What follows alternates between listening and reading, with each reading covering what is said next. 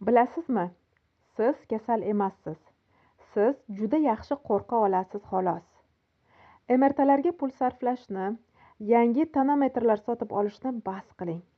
Agar kardiolog va nevropatolog sizga hammasi joyida deb uyingizga jo'natgan bo'lsa, haqiqatni qabul qilish vaqti keldi. Sizning tanangiz sog'lom. Sizning haqiqiy dushmaningiz sizning boshingiz ichida. Eslab qoling. Yuragingiz tez urishi, havo yetmayotgandek bo'lishi, oyoq-qo'llaringiz bo'shashi, atrof dunyo noto'g'ridek tuyulishi bu o'lim alomatlari emas. Bu adrenalin bo'roni. Sizning asab tizimingiz faqat qo'rqqan miyangiz buyrug'ini bajaryapti. Ya'ni qoching yoki kurashing deb.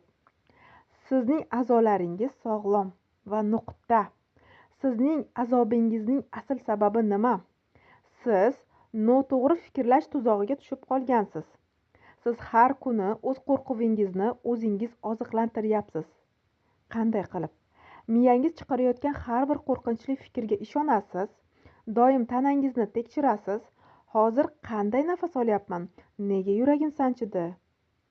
Google yoki shifokorlar orqali tinmay tasdiq izlaysiz. Hozir sizga achchiq haqiqatni aytib bermoqchiman.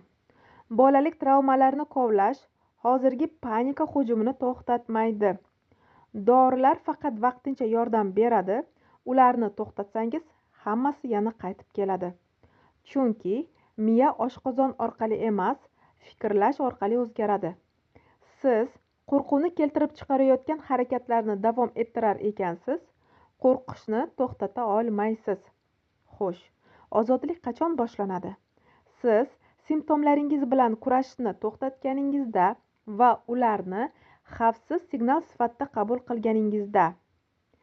Siz himoya xulqlaridan voz kechganingizda, ya'ni har 2 daqiqada puls tekshirish yo bo'lmasam qon bosimini tekshirish, bularni to'xtating. Siz qo'rqinchli fantaziyalarni real faktlar va mantiq bilan almashtirganingizda. Siz trevoga bilan kurashishingiz sari uni kuchaytirasiz. Sizga natija kerakmi? Sog'lom tanani davolashni bas qiling. Uni boshqarayotgan narsani o'zgartiring. Agarda sizga haqiqiy natija kerak bo'lsa, marhamat, murojaat qilishingiz mumkin.